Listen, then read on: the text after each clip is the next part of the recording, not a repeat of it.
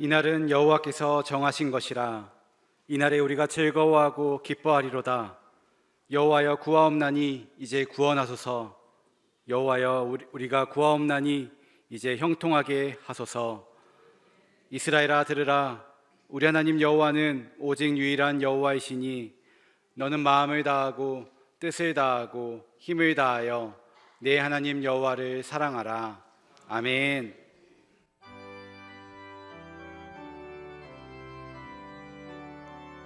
만복의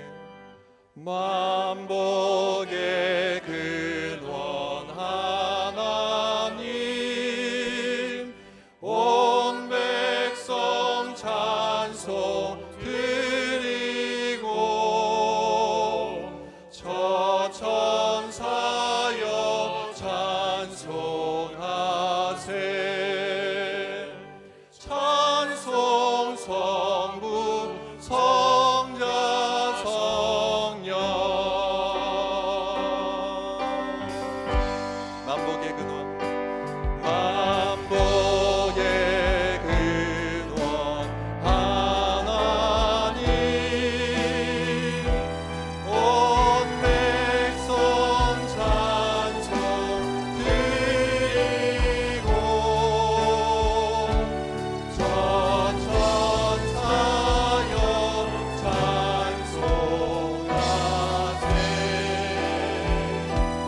찬송 성부 성자 성령. 만복의 근원 하나님, 만복의 근원 하나님, 온 백성 찬송 드리고 저 천사여 찬송하세. 찬송 성부 성자 성령.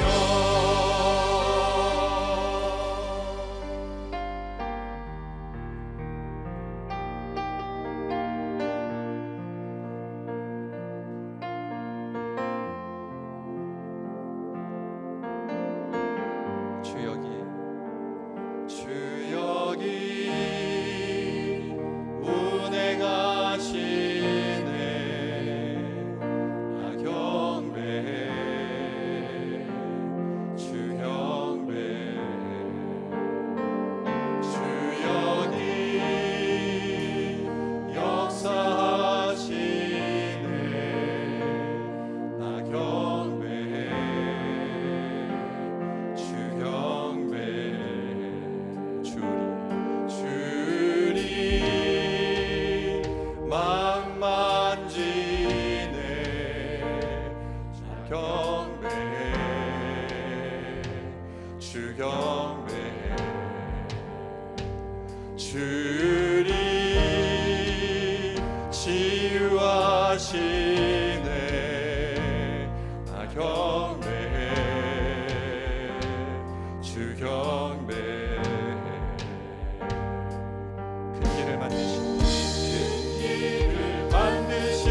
주, 큰 기적 행하시는 주, 그는 나의 하나님.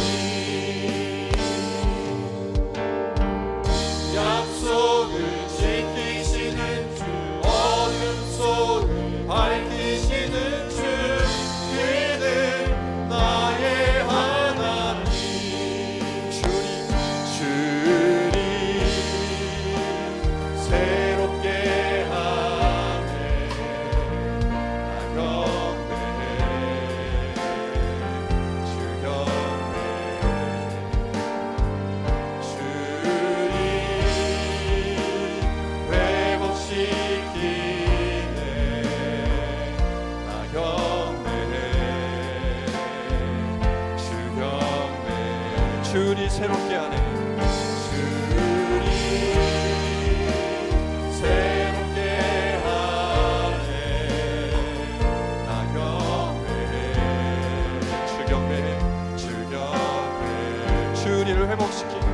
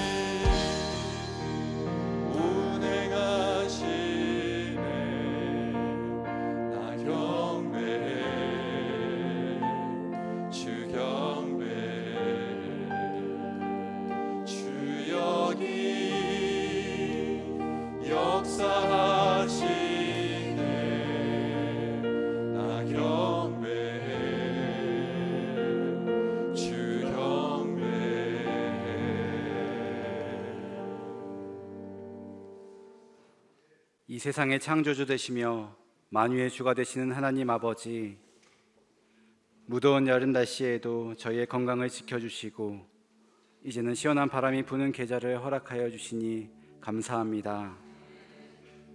삶은 분주하지만 주님께서 만드시고 운행하시는 푸른 산과 바다, 높은 하늘과 같은 자연의 아름다움을 바라보면 주님의 위대하심을 찬양하지 않을 수 없습니다. 이로 인해 주님만 생각하면 마음속에 차오르는 벅찬 감동을 고백할 수밖에 없습니다. 모든 영광과 존귀를 받으시기에 합당하신 하나님 아버지, 오늘 주의 날을 맞이하여 함께 모여 주님께 예배드릴 수 있게 하시니 감사합니다. 예수님의 십자가 보혈로 우리의 모든 죄를 정결하게 씻어주시고 하나님의 자녀로 삼아주신 은혜에 감사드립니다. 부모가 그 자녀를 사랑함과 같이 신랑이 자기의 신부를 기뻐함 같이 매 순간 저희와 동행하시며 보호하여 주신 하나님의 그 사랑에 감사드립니다. 이 크신 사랑에 바르게 응답하고자 이 시간 마음과 뜻과 정성을 다하여 예배하오니 모든 영광을 받아 주시옵소서. 나아가 예배드리는 심령마다 주님께서 주시는 평안과 기쁨과 안식을 얻게 하시오며 우리 가슴에 높은 하늘보다 더 높은 하나님의 사랑으로 채워 주시옵소서. 죄인들의 회개를 멸시하지 않으시며 용서와 자비를 한량없이 베풀어 주시는 하나님 아버지, 오늘도 진리의 말씀 앞에 비친 저희의 허물진 모습을 보며 참회합니다. 지난 한 주간도 말씀에 순종하지 못하고 무익한 말을 하며 욕심만을 따라 살았습니다. 때로는 이기적이고 아니란 선택을 하다가 이웃에게 고통을 주기도 하였습니다. 사랑의 하나님, 참 마음으로 회개하오니 불쌍히 여겨주시고 죄악으로 물든 몸과 마음을 깨끗하게 하시며 하나님의 뜻에 합당한 생활을 할 수 있도록 도와주시옵소서. 이 모든 간구를 예수 그리스도의 이름으로 기도드리오며 이제 지난 한 주간의 일을 돌아보며 하나님과 저만이 하는 죄를 참회해 드리옵니다.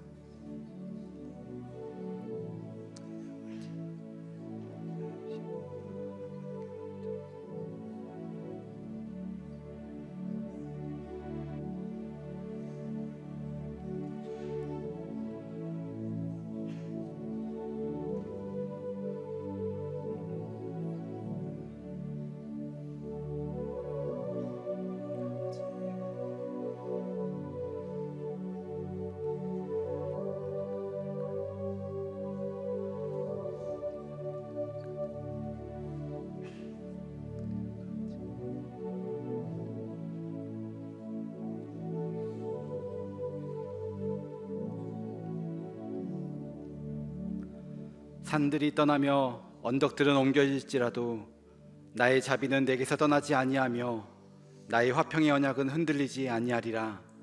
너를 긍휼히 여기시는 여호와께서 말씀하셨느니라.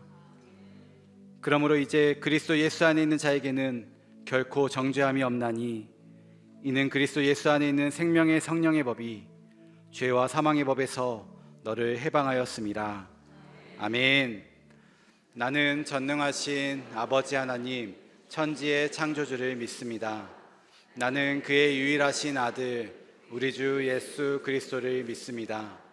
그는 성령으로 잉태되어 동정녀 마리아에게서 나시고 본디오 빌라도에게 고난을 받아 십자가에 못 박혀 죽으시고 장사된 지 사흘 만에 죽은 자 가운데서 다시 살아나셨으며 하늘에 오르시어 전능하신 아버지 하나님 우편에 앉아 계시다가 거기로부터 살아있는 자와 죽은 자를 심판하러 오십니다. 나는 성령을 믿으며 거룩한 공교회와 성도의 교제와 죄를 용서받는 것과 몸의 부활과 영생을 믿습니다. 아멘.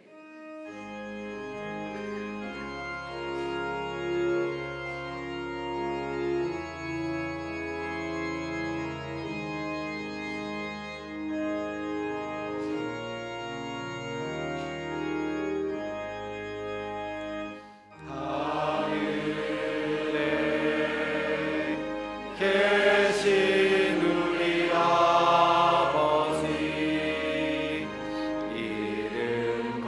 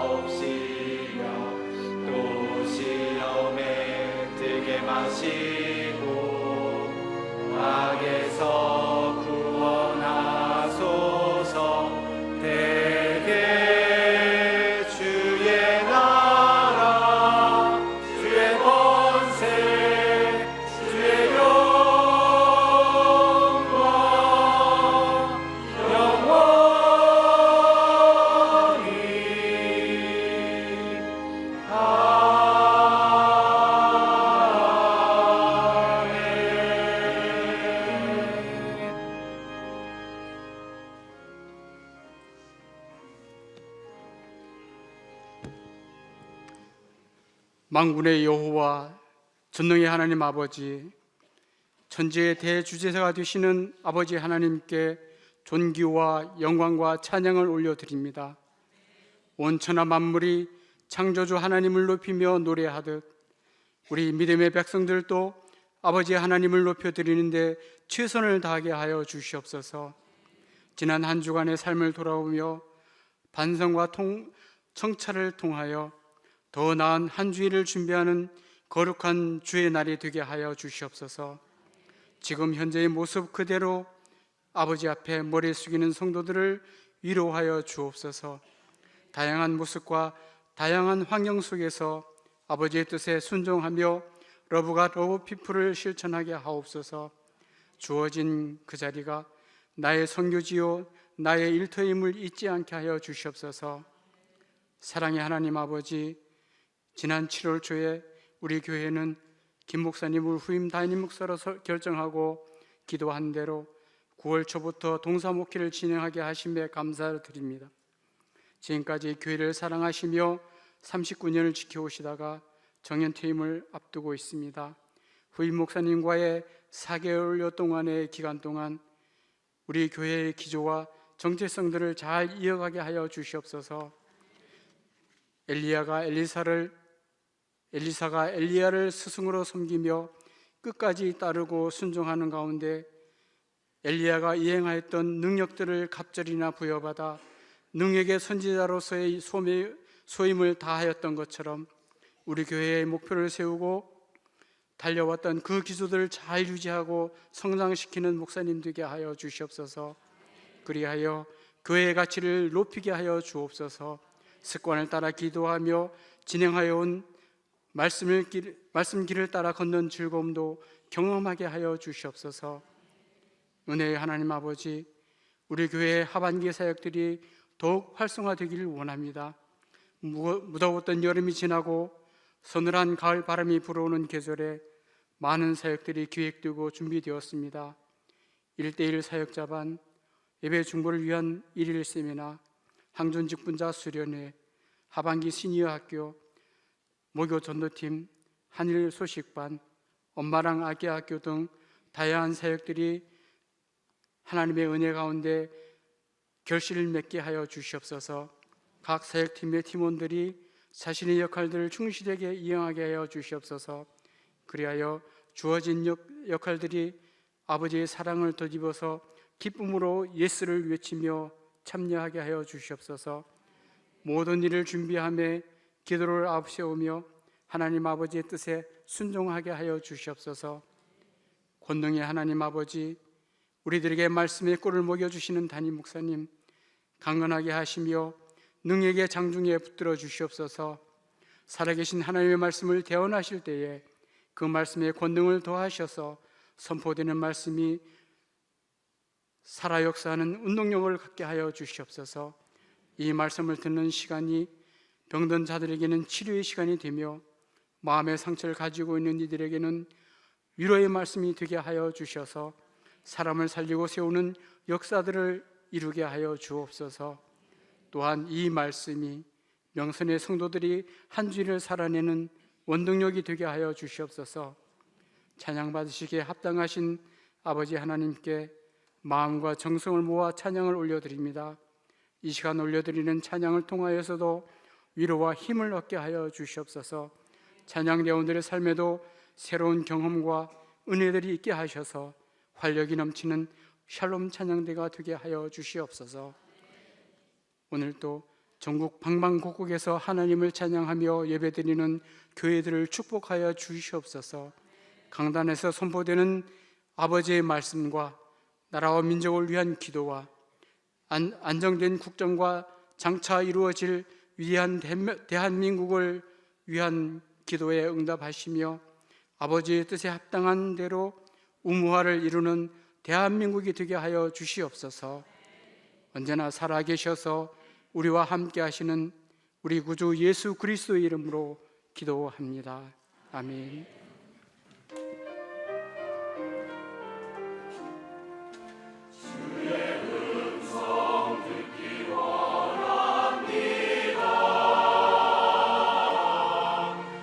주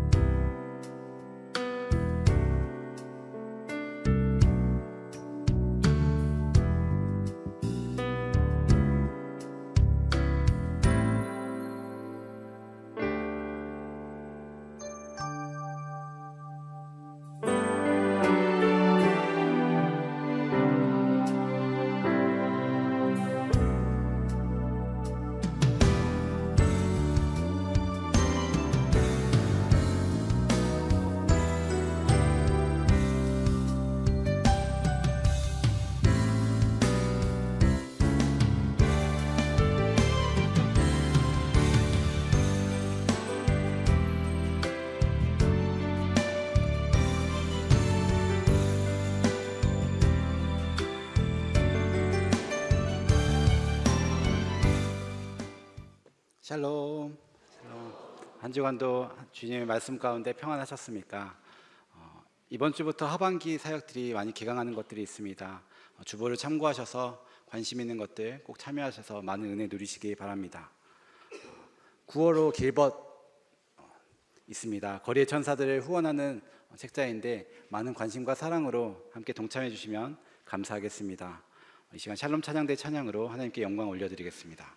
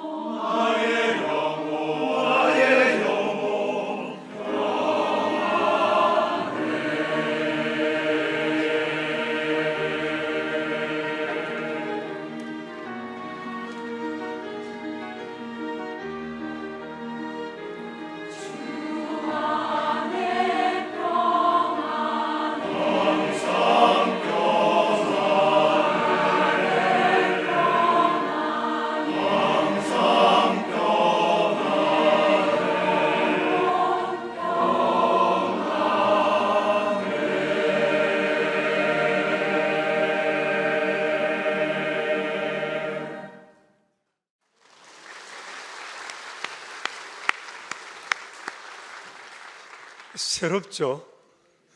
근데 찬양대는 같은 가사가 곡조가 달라 좀 애를 먹었겠어요. 너무 잘해 주셨습니다. 9월 첫 주 일입니다. 가을에 접어든 여러 흔적들을 우리 주변에서 보게 됩니다. 풍성한 가을 되었으면 좋겠고 이와 더불어 우리의 믿음도 성장하는 좋은 계기가 되었으면 합니다. 새가족 우리 아기 오늘 첫 출석이 있어서 기도하겠습니다. 내가 안고 기도했으면 좋겠는데 또 그러질 못해서 미안합니다. 우리 성익수 집사 그리고 부인 되시는 분은 목사님이세요. 안양제일교회에서 지금 교육팀을 담당하고 있는데 오늘 그쪽 휴가하고 이곳에 왔습니다. 둘째 아기를 낳았어요. 이름을 시은이라고 이름을 지었습니다.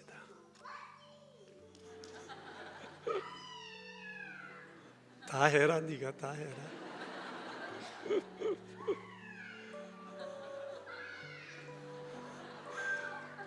상당히 대중적인 모션이 있네요. 아빠하고 좀 다르다. 그치?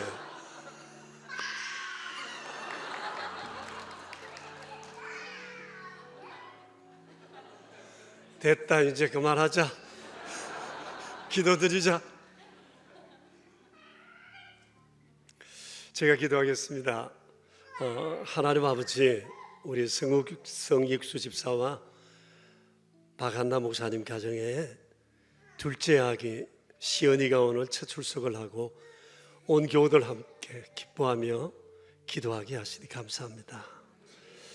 믿음의 가정에 귀한 선물, 어렸을 적부터 하나님을 존중하기를 배우고 존중이 여김을 받는 삶의 틀을 닦으며 참으로 하나님의 기쁨 되는 귀한 아기 되기 원합니다.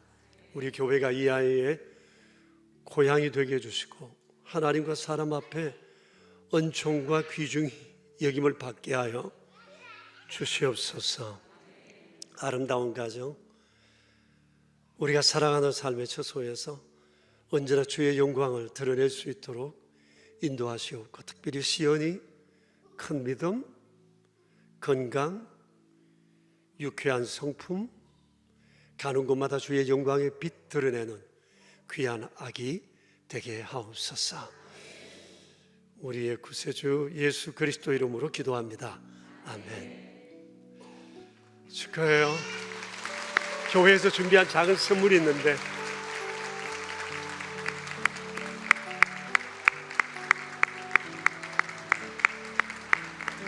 나 저런 놈 처음 봤네. 그래서 좋다. 그러지 않아요? 애기 소리가 막 크게 퍼지는 게 얼마나 기분인지 모릅니다. 또 저렇게 집안에 저렇게 유쾌한 놈 하나 있으면 뭐 집에 웃음이 끊이지 않을 것 같아요. 우리도 새로운 가족 소개합니다. 앞으로 나오실까요? 우리 김홍석 목사님 작정하신 대로 이제 오늘 첫 출석하셨습니다. 온 가족 함께 오셨는데 자녀분이 두 분 계세요. 오늘 저와 함께 동사목교회를 시작합니다. 신경애 사모님이시고 그리고 첫째 자녀분이 아란이라고 고등학교 1학년 그리고 아윤이 중학교 1학년입니다.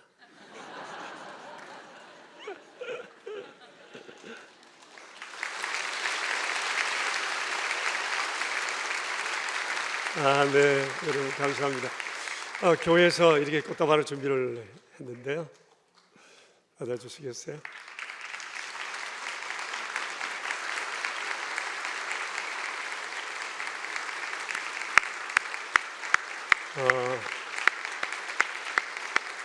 저희 교회에 오셔주셔서 감사합니다. 여러분의 박수의 의미는 우리 함께 힘껏 동력하겠습니다라는 그런 뜻일 줄로 믿습니다. 하나님께서 원하시는 뜻을 우리가 함께 이루어 갔으면 좋겠습니다.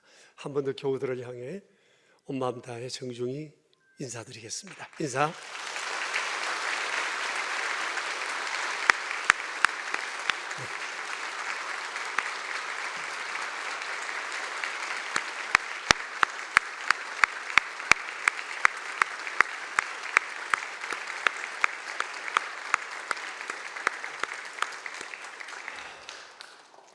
마음이 놓이네요. 감사합니다. 오늘 우리에게 주신 하나님 말씀은 에스겔서 13장입니다. 1절부터 10절에 있는 말씀입니다. 에스겔서 13장 1절에서 10절. 이는 살아계신 하나님의 말씀입니다. 이제 우리 함께 하나님의 말씀을 받들어 읽읍시다.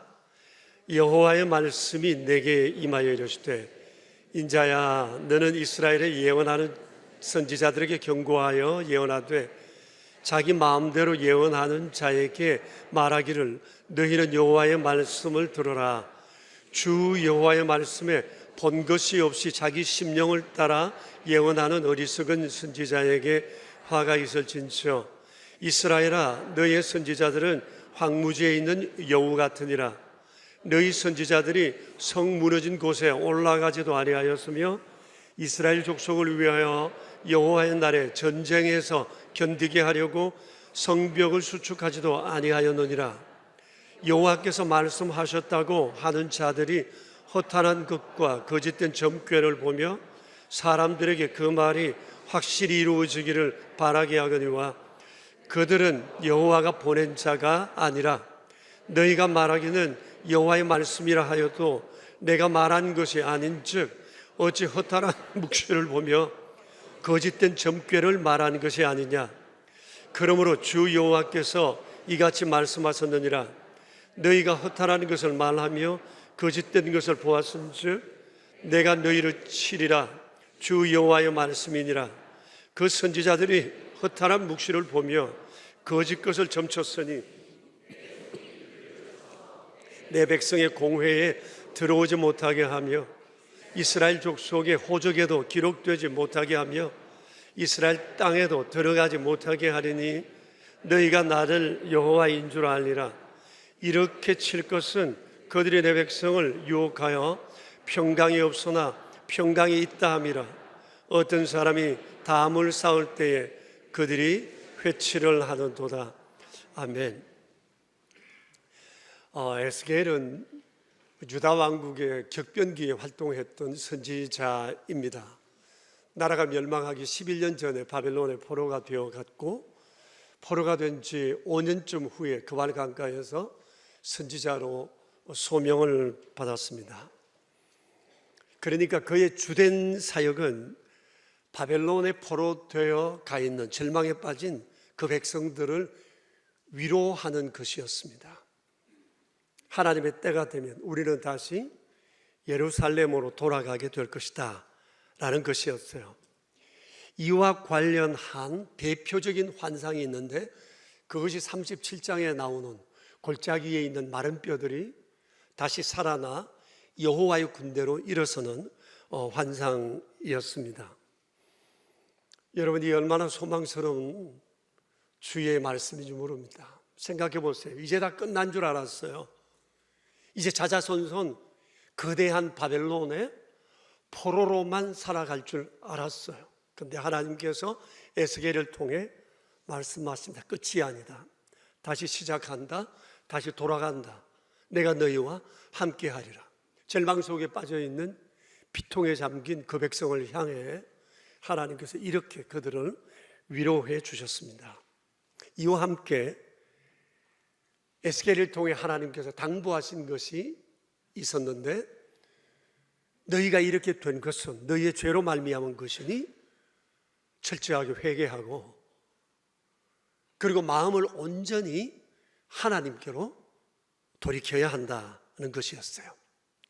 그러면서 13장에서 그들이 멸망할 수밖에 없었던 요인 가운데 한 가지를 그들에게 말씀해 주셨어요. 그것은 거짓 선지자들의 예언을 믿고 따른 백성들의 영적 무지라고 하는 것을 말씀하셨습니다. 여러분 얼핏 생각하면 이게 뭐 그렇게 심각한 문제인가?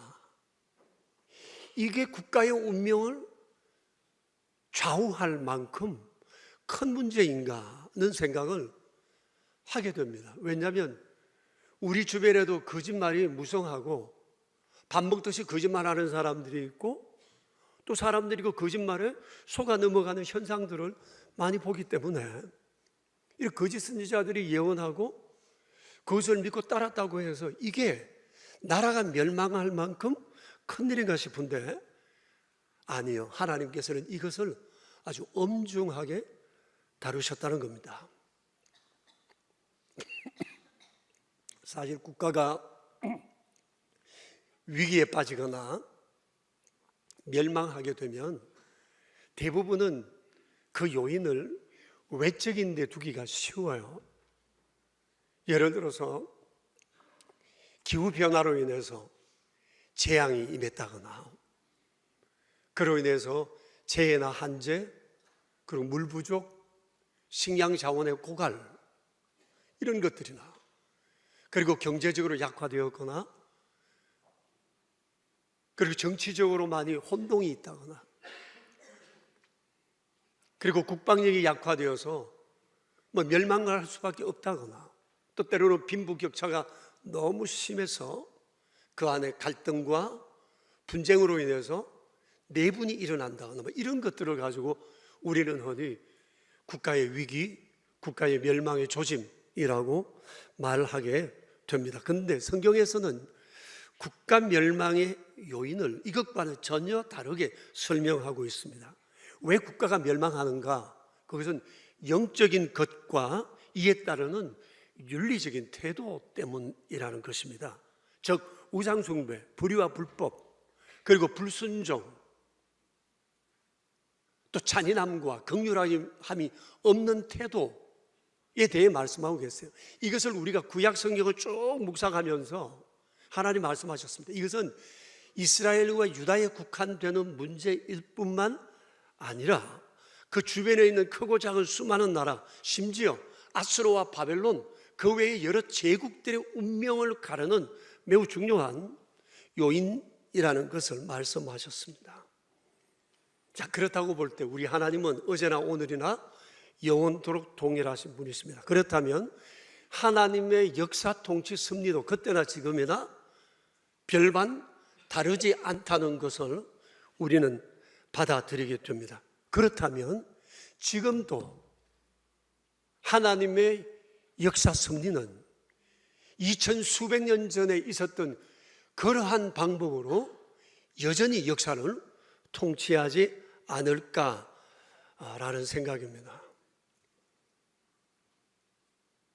그래서 오늘 이 말씀을 볼 때 수천 년 전에 있었던 옛날 이야기가 아니라 오늘도 역사 속에 개입하셔서 친히 주 뜻대로 세상을 통치하시는 이 하나님의 마음을 우리가 보면서 오늘 시대의 역사, 대한민국의 앞으로의 미래를 우리가 함께 생각해 보았으면 좋겠다 싶습니다. 남한국 유다의 멸망의 요인 중에 하나였던 거짓 선지자들과 그들의 예언에 대해서 먼저 생각해 보겠습니다. 성경에서 선지자라고 할 때 선지자는 하나님의 뜻을 받아 백성들에게 말해주는 사람을 일컫는 말입니다. 다시 말하면 하나님과 사람 사이에 중재하는 사람이라고 볼 수 있어요. 그러니까 선지자들의 역할이 굉장히 중요한 것입니다. 이들이 어떻게 하느냐에 따라서 국가의 운명이 결정될 수도 있기 때문입니다. 그런데 안타까운 것은 지나온 역사의 시대마다 거짓 선지자들이 많이 출몰을 했다는 것입니다. 거짓 선지자는 말 그대로 가짜입니다. 선지자가 아니라는 말입니다. 거짓말하는 사람이라는 거예요. 자천타천으로 선지자가 되었지만 그들은 하나님의 말씀을 전하는 사람들이 아니라는 겁니다. 선지자의 흉내만 낼 뿐 가짜라는 거예요. 짝퉁이라는 거죠. 마치 참이 있는 곳에 거짓이 있고 빛이 있는 곳에 어둠이 있는 것과 같은 이치라고 볼 수가 있습니다. 그래서 하나님께서 이들의 행위에 대해서 오늘 성경에서 이렇게 말씀하십니다. 여러분 2절을 보시면 그들은 자기 마음대로 예언하는 자라고 했어요. 하나님의 말씀이라고 하지만 자기 마음대로 말하는 사람이에요. 그래서 영적으로 사기를 친다, 이런 뜻입니다. 3절을 보실까요? 본 것이 없이 자기 심령을 따라 예언했다는 겁니다. 이들이 말하는 모든 것들은 자기 느낌이에요. 자기 감정이에요. 자기 생각이에요. 그렇게 얘기했다는 겁니다. 그러면서 그들은 말합니다. 내가 하나님 지시를 받았다, 봤다, 꿈을 꿨다, 환상을 봤다, 내가 들었다 라고 이렇게 백성들에게 호도한 겁니다. 마치 하나님의 뜻인 것처럼. 오늘날에도 우리 주변에 이와 유사한 사람들이 있잖아요. 내가 오늘날 내 꿈을 꿨는데 내가 너를 위해 환상을 봤어, 뭐 이런 사람들이 우리 주변에 더러 있습니다. 그리고 6절 말씀을 보세요. 허탄한 것과 거짓된 점괘를 보면서 여호와께서 말씀하셨다. 그리고 이것이 확실히 이루어질 거라고 강한 설득력을 가지고 그들을 설득해 갔다는 얘기예요. 근데 하나님 말씀하세요. 그러나 그들은 내가 보낸 자가 아니다고 했어요. 사기꾼이라는 거죠. 그리고 또 7절을 볼까요? 그들이 여호와의 말씀이라 하여도 내가 말한 것이 아니다. 그들이 허탄한 묵시를 보고 거짓된 점괘를 말하는 거다. 다시 말하면 그들이 본다, 듣는다고 말하지만 그들이 본 것 자체가 헛것이라는 거예요. 보긴 봤어요. 이들이 보긴 봤어요. 근데 헛된 것을 본 거예요. 여러분, 사탄은 가끔 광명한 천사로 변장한다고 그러잖아요. 그런데 이들이 스스로 선지자라고 드러내니까 사탄이 그들에게 거짓된 계시를, 거짓된 환상을 보게 한다는 거예요. 그러다 보니까 이들이 스스로 나도 하나님으로부터 뭘 봤다, 뭘 들었다고 주장한다는 겁니다. 사이코패스의 성향이 있다고 봐요. 자꾸 그렇게 말하다 보니까 스스로가 자기가 그런 사람인 것처럼 얘기한다는 것입니다. 그런데 하나님께서 말씀하세요. 그들은 내 말을 하는 자가 아니다. 헛것을 보고, 헛된 계시를 보고, 묵시를 보고 그들은 말하는 사람들이다고 하셨어요. 그리고 12장 24절을 봅시다. 주께서 말씀하십니다. 거짓 선지자들의 행위를 아첨하는 복술이라고 말씀하세요. 복술이란 점치는 행위를 말하잖아요. 그런데 점을 치는데 어떻게 점을 치느냐? 뭘 봤다라고 말하면서 말은 아첨한다는 거예요. 아첨이 뭐죠? 듣기 좋은 말을 한다는 겁니다. 그 사람이 듣고 싶은 얘기를 한다는 거죠. 사실 진짜 선지자는 그렇지 않잖아요. 들어야 할 말을 해요. 하나님의 말씀을 가감없이 전하는 사람이거든요. 그런데 이들은 말이, 예언이 아첨이라는 거죠. 대표적인 아첨이 오늘 10절에 나옵니다. 13장 10절에 나오는데 그들이 내 백성을 유혹하여 어떻게 해요? 평강이 없으나 평강이 있다고 했다는 겁니다. 아첨꾼들이에요. 지금 백성들이 평강을 원하고 있으니까 이 말을 해주었다는 거거든요. 평강이라고 하는 것은 하나님과의 좋은 관계에서 그에게 주어지는 하나님의 선물입니다. 그런데 이들은 지금 죄로 말미암아 벌받아 마땅한 사람들인데 이 얘기는 하지 않고 평강이 있을 거라는 겁니다. 지금 우리나라가 좀 어렵고 힘들기는 하지만 절대 무너지지 않는다, 망하지 않는다. 곧 평화가 찾아온다, 평강이 찾아올 거라고 거짓말을 한다는 거예요. 우리가 이걸 봤다는 겁니다. 묵시도 보고 음성도 듣고 환상도 봤다는 거죠. 이 거짓 선지자들은 거짓 선동의 전문가들이었어요. 이렇게 백성들이 듣고 싶은 말을 했으니까 대중적 지지를 받았겠죠. 백성들의 환심을 샀겠죠. 그런데 이것이 곧 백성을 죽이는 독이요, 국가에 해를 끼치는 행위였던 겁니다. 그리고 망했어요. 그들의 거짓 예언대로 평화가 찾아온 것이 아니라 망했어요. 그리고 포로되어 갔던 것입니다. 이러한 거짓 선지자에 대해서 하나님의 심판은 아주 엄중했습니다. 여러분 4절을 보십시오. 하나님께서 이들에 대해서 이렇게 말하세요. 너희 선지자들은 황무지에 있는 여우 같다고 했어요. 여우, 기분 나쁜 동물로 우리에게 잘 알려져 있어요. 교활하다는 거예요. 황무지에 있어요. 독이 바짝 올랐어요. 어느 목표물을 보면 절대 놓치지 않는 그런 마음을 가진 여우처럼 이들이 백성들을 잔뜩 노리고 있다는 겁니다. 그렇게 여우짓을 하며 백성들을 속였던 겁니다. 그래서 이들에 대해서 주님 말씀을 하세요. 8절, 9절, 10절에서 반복되는 단어가 하나 나오는데 내가 너희를 친다는 것입니다. 내가 너희를 치리라, 심판하겠다는 거예요. 그리고 심판의 구체적인 내용이 9절에 나옵니다. 뭐라고 말씀하세요? 주님의 말씀입니다. 공회에 들어오지 못하게 하겠다는 겁니다. 공회란 이스라엘의 영적 공동체입니다. 못 들어오게 하겠다는 거예요.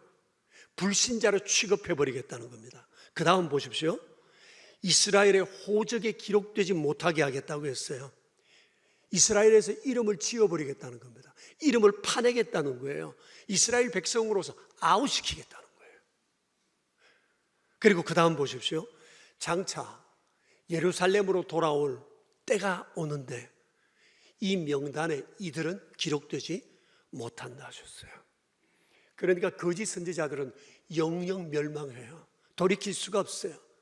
그들은 회개해도 다시는 구원의 길에 들어오지 못한다고 말씀하셨습니다. 거짓 선지자들의 거짓 예언 때문에 유다가 망해버렸어요. 그런데 유다가 망하는 것은 거짓 선지자들 뿐 아니었습니다. 그 원인이 백성들에게 있었다는 사실을 우리가 간과해서는 안 돼요. 수요자가 있으니 공급자가 있는 거예요. 백성들 안에 이런 욕구가 있었던 겁니다. 좀 전에 말했잖아요. 말씀 봤잖아요. 평화에 대한 얘기를 듣고 싶은 거예요. 우리나라는 망하지 않는다, 평안해진다, 안정된다, 이 얘기를 듣고 싶어 했던 거예요. 그러니까 선지자들이 나와서 여우짓을 하자 홀딱 넘어간 겁니다. 자신들이 듣고 싶은 것만 들으려 했으니까, 보고 싶은 것만 보려고 했으니까 거짓 선지자들이 나와서 미끼를 던지다 그냥 확 물어버린 거죠. 이것은 마치 아담과 하와가 선악과를 따먹은 것과 비슷합니다. 뱀이 아담과 하와를 미혹한 건 맞지만 아담과 하와의 마음속에 이미 선악과에 대한 호기심이 잔뜩 있었던 거예요. 그때 사단이 자극하자 넘어지게 된 겁니다. 여러분, 죄를 짓는 사람이 환경이 나빠서 죄를 짓는 것이 아니라 그 안에 이미 죄질 욕구가 가득 할 때 이런 환경이 조금만 자극적으로 주어지면 확 물어버리는 겁니다. 그렇기 때문에 이건 뭐 사단 때문이야, 거짓 선지자 때문이야, 누구 때문이야, 내 주변의 환경 때문이야, 핑계할 수 없는 겁니다. 이미 그 안에 죄질 욕구가 가득해 있었기 때문에 결국은 넘어질 수밖에 없었던 겁니다. 그렇게 유다는 망했습니다. 여러분, 오늘 성경은 분명히 말씀하세요.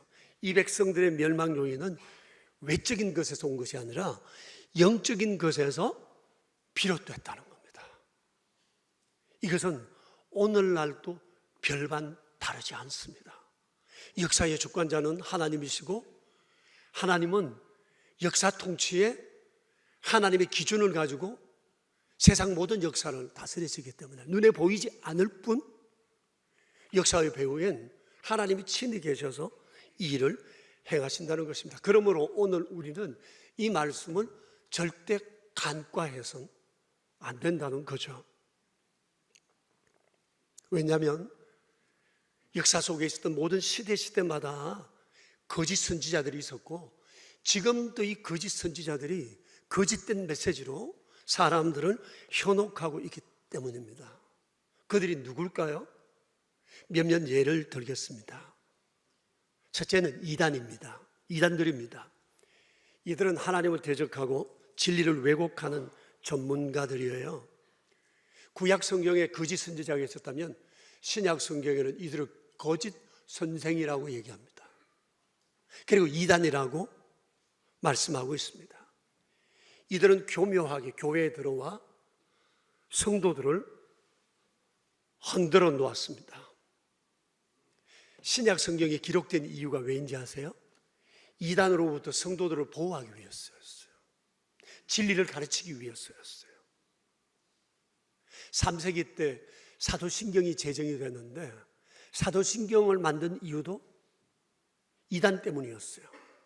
성도들로 하여금 성경을 전체적으로 다 모른다 할지라도 가장 궁극적인 믿어야 할 내용들을 신경으로 만들어 고백하고 믿게 했어요. 이단들에 대처하기 위한 성도들의 믿음을 아주 일목요연하게 정리해 놓은 것이 사도신경입니다. 자, 근데 요즘 이단들은 얼마나 교묘하고 대담한지 모릅니다. 여러분, 이단들이 이제 사람들이 이단이라고 그러면 그래 우리 그래 라고 덤빕니다. 대형 서점에 기독교 서적 코너를 혹시 가보셨는지요? 여기 가면 우리 기독교 서적과 함께 이단들의 서적도 판매대에 버젓이 있습니다. 그뿐만 아니에요. 성경도 만들어내요. 봤어요. 홀리 바이블이라고 해서 같이 있어요. 다른 성경들과 똑같이 진열되어 있어요. 겉으로 봐서는 몰라요. 그리고 그 안에 해설이 되어 있는데 자의적인 해석이에요.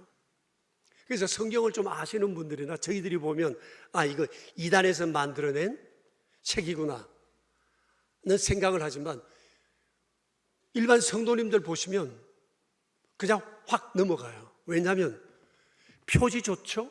가격 좋죠? 타이틀도 홀리 바이블하고 굉장히 크게 박아놨어요. 그러니까 똑같은 성경인 줄 아는데 아니요. 이단들에서 만들어낸 가짜 성경이라는 겁니다. 여러분, 우리가 성경을 선물하거나 성경을 구입할 기회가 많은데 성경을 구입하는 기준, 잘 알려진 대형 기독교 출판사에서 만든 성경만 구입하셔야 합니다. 그리고 우리 교회 행정실에도 성경을 사이즈별로 준비해 놓고 있으니까 성경을 구하고 싶을 땐 행정실에 오셔서 주문하시거나 여러분 사이즈별로 구입하시면 될 것입니다. 며칠 전에 제 아내와 함께 식사를 하러 갔는데 우리 교우집에 갔어요. 거기서 일하시는 분이 이런 얘기를 하는 겁니다. 그분은 크리스찬이 아니에요. 그러면서 목사님, 며칠 전에 어떤 여자가 찾아왔는데 이단 같아요. 왜요? 그랬더만 턱 봐도 이단이에요. 왜요? 그 사람이 들어오면서 제가 선포하는 말을 들으라 하더래요. 내가 지게 선포를 들을 게 뭐 있어? 자기 선포를 들으라고 하더래요. 근데 그 사람 얘기를 듣기 시작하면 1시간도 후딱 지나갔는데 자기가 아예 듣기 싫으니 당장 나가라고 쫓아보냈다 하더라고요. 이렇게 대담하게 누구든지 만나면 자신들이 가진 것에 대한 확신을 가지고 얘기해요. 며칠 전에도 제가 어떤 안 믿는 분을 만났는데 그분이 그런 얘기를 해요. 그분도 이단을 만났다는 겁니다. 자기 가게에 찾아왔더래요.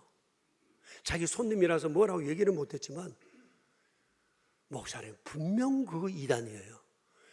눈에서 살기가 도는데 무서우면 보게 했더래요.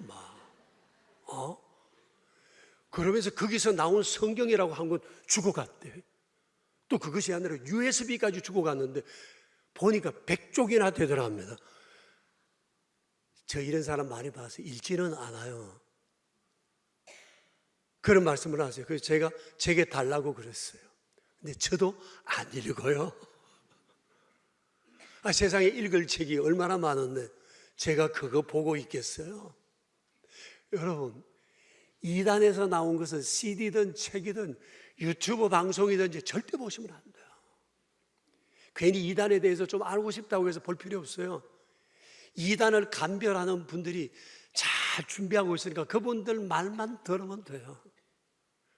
우리는 성경 읽고 기독교 좋은 서적들 읽고 그렇게 우리의 믿음을 훈련시켜 가야 한다는 것입니다. 거짓 선지자들이에요. 거짓된 메시지예요. 또 있습니다. 찰스 다윈과 진화론입니다. 이 역시도 거짓 선지자의 메시지입니다.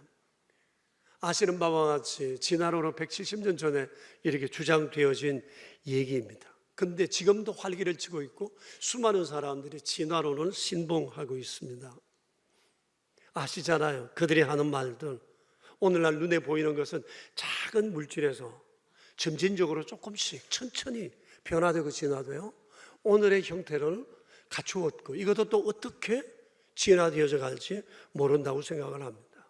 그리고 지금까지 바꾸어진 변화되어 온 작은 물질의 변화의 시간이 한 40억 년, 50억 년쯤 된다. 그리고 이것을 여러 가지 과학적으로 측정한 결과 그렇다고 얘기를 합니다. 자, 사람들이 왜 진화론에 넘어가는가? 넘어가는 이유가 바로 여기에 있습니다. 진화론을 과학이라고 가장하기 때문입니다. 그리고 오랜 세월 조금씩 변화되었다는 이 요설에 넘어간 거예요. 보세요. 아, 그렇구나. 40억 년쯤 세월이 흐르는 동안 조금씩 변화됐다면 충분히 그럴 것 같아.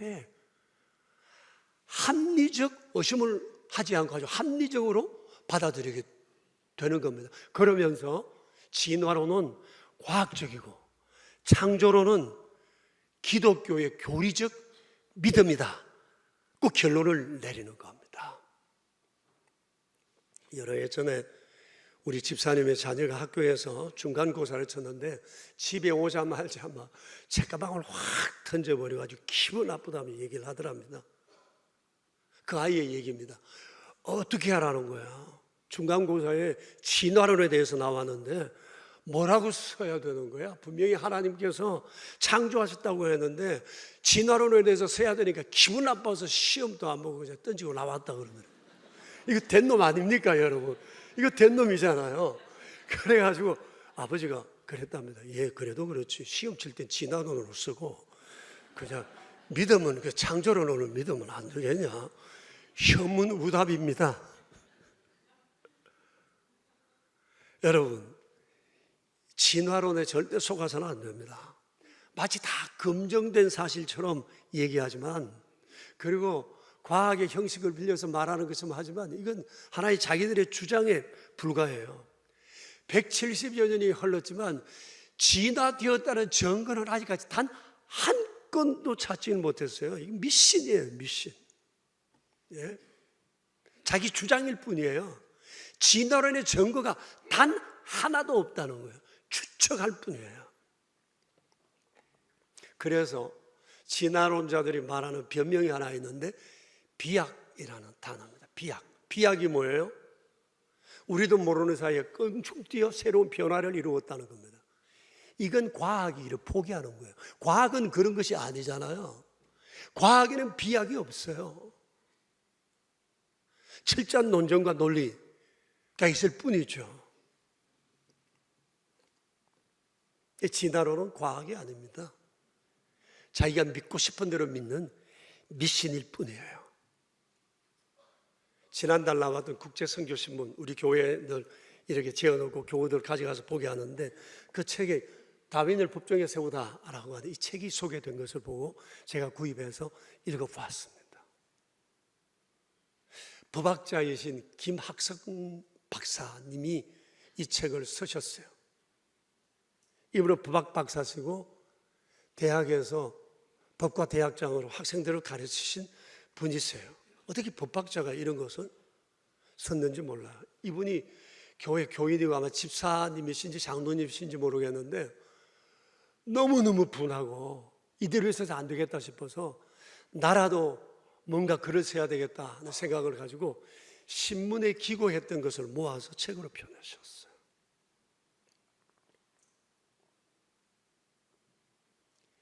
이 내용이 진화론과 창조론에 대해서 얼마나 자세하게 알아듣기 쉽게 기록했는지 몰라요. 뭐 도표도 있고 여러 가지 사례 그리고 그림들, 사진들도 많이 여기에 있어요. 이게 이분의 얘기입니다. 상식적으로 봐서 어떻게 진화론을 믿을 수 있느냐는 거예요. 그리고 자기가 크리스찬이니까 성경에서 분명히 말씀하는데 어떻게 이것을 놓고 진화를 얘기할 수 있느냐는 거죠.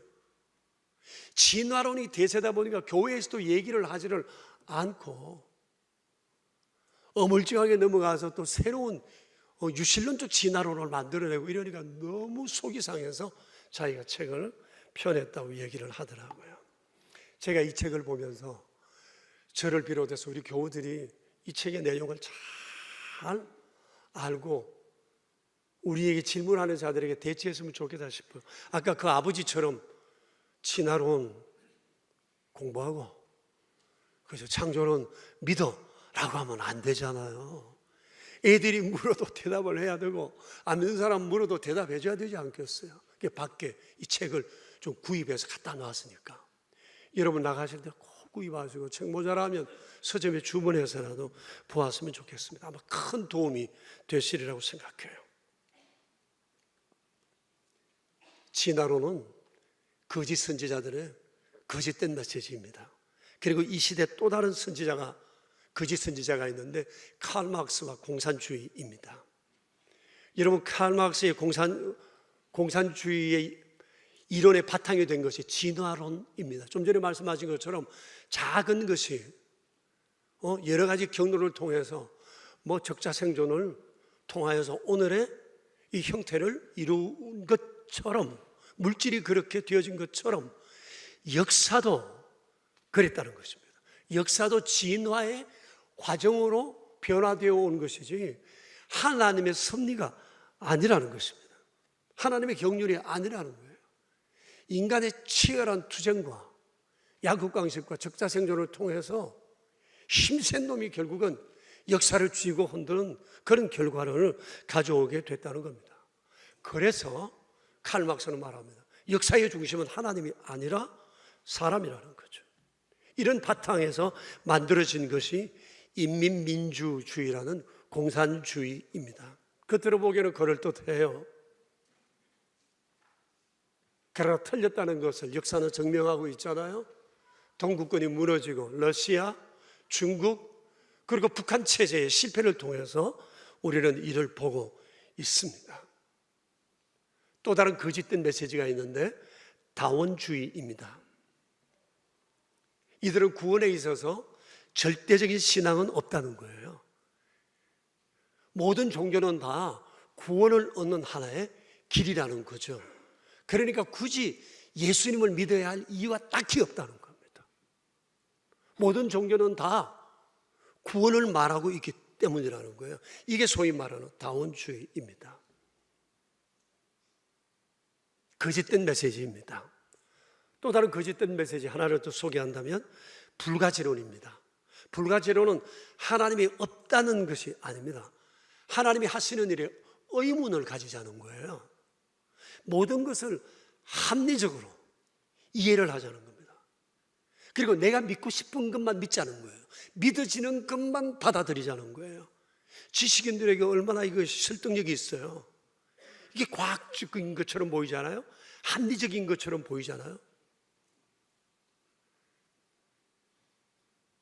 이것이 합리적이라고 믿어지는 것은 믿어야 그것이 합리적이 된다는 사실을 우리는 기억해야 할 필요가 있습니다.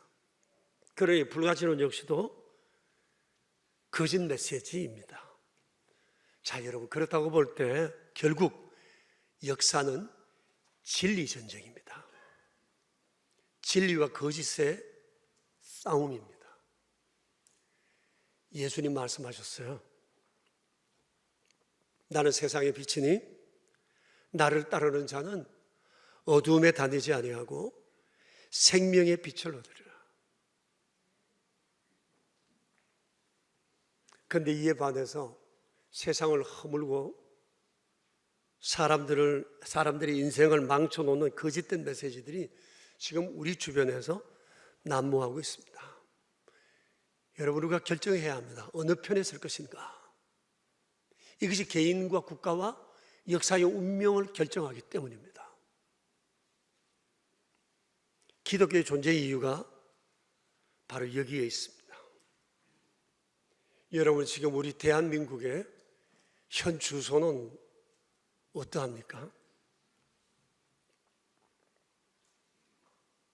우리가 지금 제대로 서가고 있다고 생각합니까?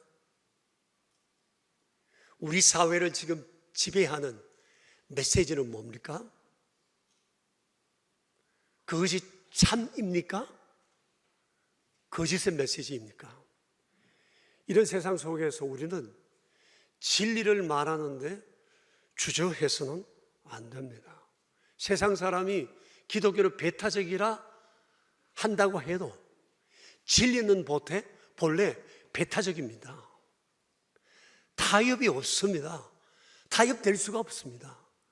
진리는 진리니까. 진리를 판단할 수 있는 것은 진리밖에 없으니까. 진리를 모르는 세상에 우리는 진리를 말해주어야 하는 것입니다. 그리고 이게 길이요, 진리요, 생명이라는 것을 얘기해 주어야 하는 것이죠. 지난주에 우리가 보았잖아요. 요담, 그는 잘 믿었어요. 하나님 앞에 독실한 사람이었는데 그의 백성들은 여전히 부패했어요. 이러면 안 되잖아요. 우린 그래요. 전 알고 있어요. 교우 여러분 다 잘 믿고 계시다는 것, 진리 안에 거한다는 것 알아요. 우리만 진리 안에 거해서 되나요? 안 되잖아요. 세상이 진리를 말해주고 함께 진리 안에서 진리의 길을 걷도록 우리가 이끌어줘야 되는 것입니다. 사랑하는 교우 여러분, 오늘날 기독교에 대한 공격이 엄청 거세지고 있습니다. 아예 교회에 대해, 성경에 대해 말도 뻥끗하지 못하게 여러 매체들이 기독교를 공격하고 있습니다. 그러나 우리는 진리 앞에 침묵해서 안 됩니다. 단대해야 합니다. 듣든지 안 듣든지 진리를 말해 주어야 합니다. 진리가 있는 곳에 생명이 있기 때문입니다. 사랑하는 교우 여러분, 우리 모두 다 진리를 말하는 일에 용사가 될 수 있게 되길 축복합니다. 이제 우리 함께 기도합시다. 교우 여러분, 우리 자신을 돌아봅시다. 나 혼자 잘 믿는 것으로 끝나서는 아니 됩니다. 말해 주어야 합니다. 그렇지 않으면 세상의 역사와 국가의 운명이, 개인의 운명이 어떻게 될지 가늠할 수가 없습니다. 오늘 주께서 우리에게 주신 마음의 결심들이 우리의 남은 평생을 지배할 수 있게 되길 바랍니다. 우리 함께 한 2분 정도 자신을 돌아보며 기도합시다.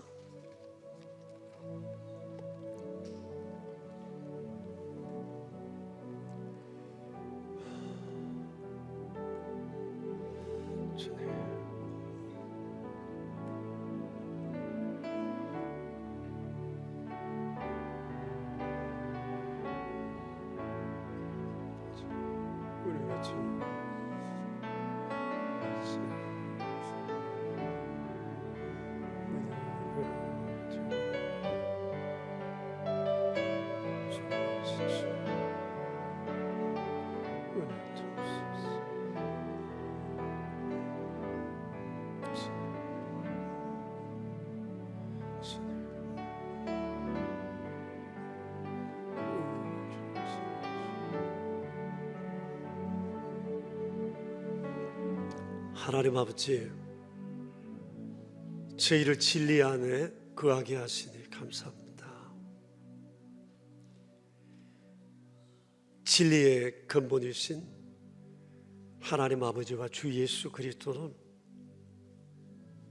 믿음으로 아버지로 주님으로 고백하며 진리 안에서 주를 즐거워하며 살아갈 수 있게 해주시니 감사합니다.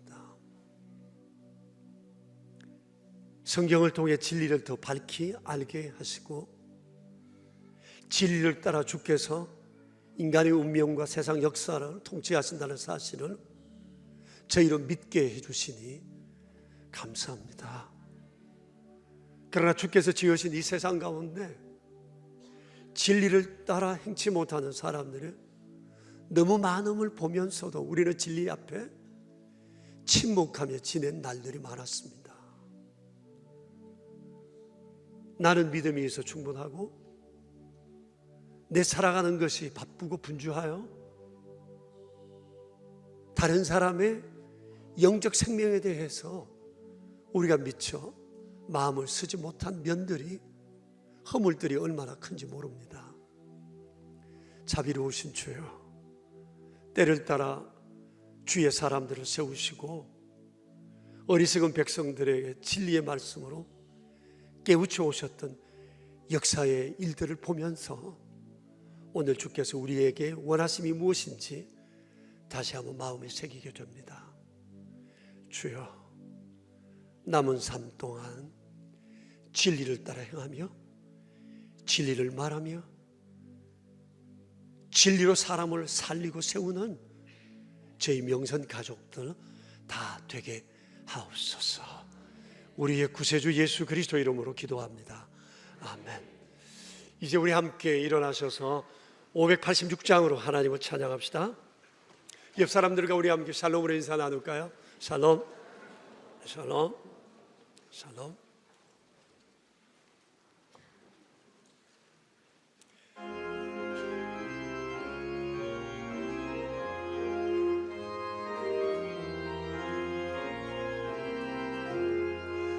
아는 인정 누구에 결단할 때 있나니 참과 거짓 싸울 때에 어느 편에 설 건가 주가 주신 새 목표가 우리 안에 보이니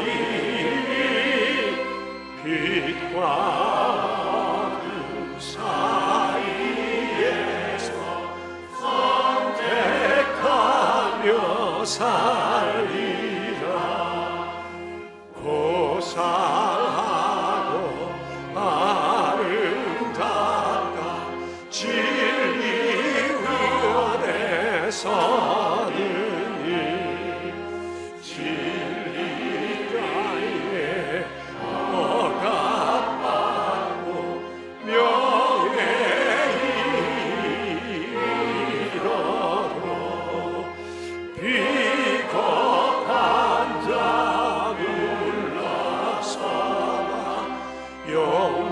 용감한 자 구세대 나지만 자 돌아오니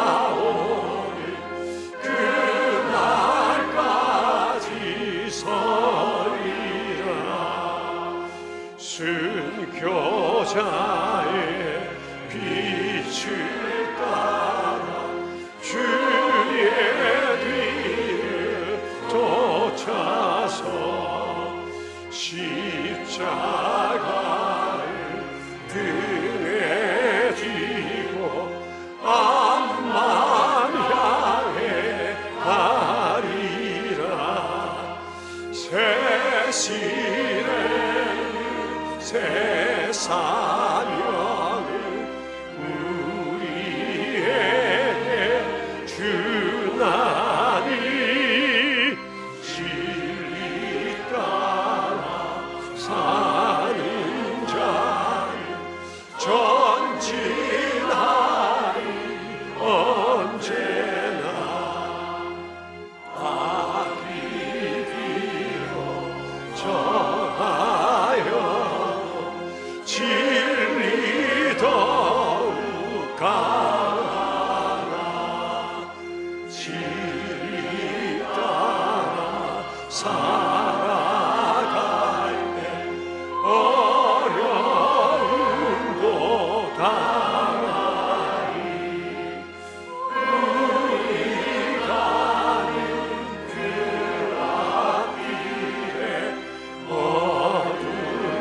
장막 덮쳐도 하나님이 함께 계셔 항상 지켜주시리.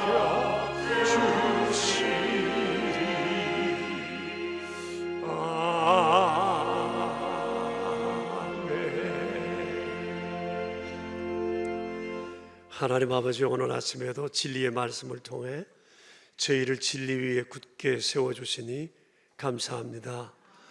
또 찬송을 통해 지난 세월 우리의 믿음의 선배들이 어떻게 신앙을 고백하며 살아왔는지를 우리로 보고 또한 우리 안에 새로운 다짐을 할 수 있게 해주신 것에 감사를 드립니다. 자비로우신 주여, 저희가 연약함을 아시니 진리로 더욱 저희를 강하게 하시고 거짓된 상황들 속에서도 오직 진리만을 붙들고 살아갈 담대함을 우리에게 허락해 주옵소서. 자비로우신 주여, 진리 안에 거하는 주의 백성들 중에 오늘 이 아침에도 귀한 예물을 구별하여 주님께 드린 분들이 있습니다. 한 분 한 분 기억하여 주시옵소서. 온전한 11조 예물을 구별하여 드린 손길들 위에 은혜 베풀어 주셔서 가정과 일터가 잘 되게 하시고 심은 것이 더 풍성함으로 거두어지는 은혜 있게 하옵소서. 감사의 예물을 드린 손길들마다 감사할 만한 조건들을 삶 가운데 더욱 풍성히 허락해 주시고 그럼에도 불구하고 감사할 수 있는 넉넉한 믿음 주시옵소서. 러브피플을 생각하며 드려진 귀한 예물들, 연보들, 한 분 한 분의 손길들, 그 마음들을 주께서 귀히 보시며 우리의 생명에 다하는 날까지 오직 주님 기뻐하시는 Love God, Love People의 삶을 드리게 하옵소서.